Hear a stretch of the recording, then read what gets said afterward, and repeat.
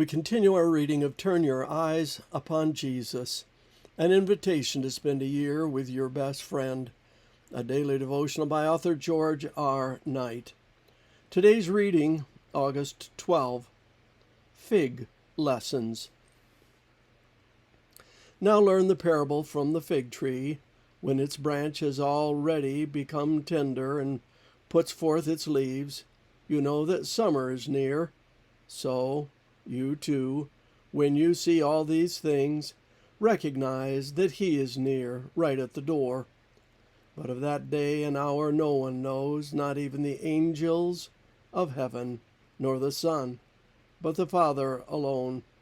For the coming of the Son of Man will be just like the days of Noah. They did not understand until the flood came and took them all away. Matthew 24:32-39.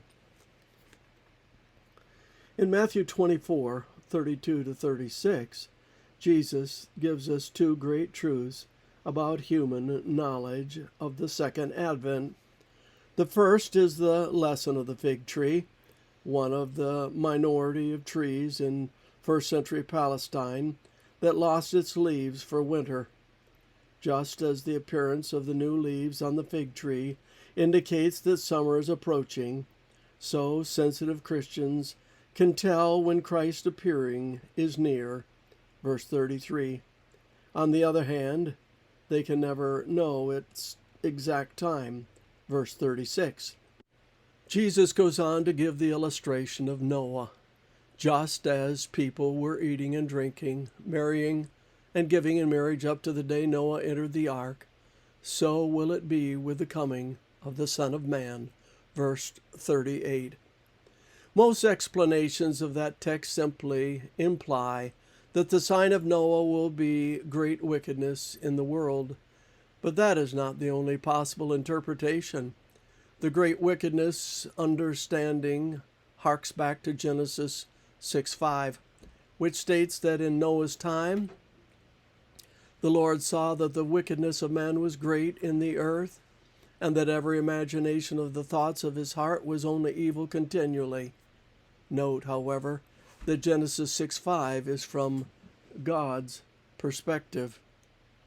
Matthew 24:37-39 can also be read from the human point of view. From that vantage, the text simply says that life near the end of time will continue as usual in the eyes of most people. After all, eating and drinking and marrying are normal activities. It is only the excesses of Noah's time and those implied just before the second advent that make them irregular. But most people, including many of those in the churches, will undoubtedly focus on the fact that life appears to be going on as usual until the great surprise. They see nothing out of the ordinary. That interpretation ties in nicely with those verses that compare the second advent to the coming of a thief, such as 1 Thessalonians 5:2. It also harmonizes with Matthew 24:40 and 41, which indicate the suddenness of the separation of the saved and the lost. Lord, give me eyes to see fig trees and the events of earth from your perspective. This concludes our reading today of Turn Your Eyes Upon Jesus.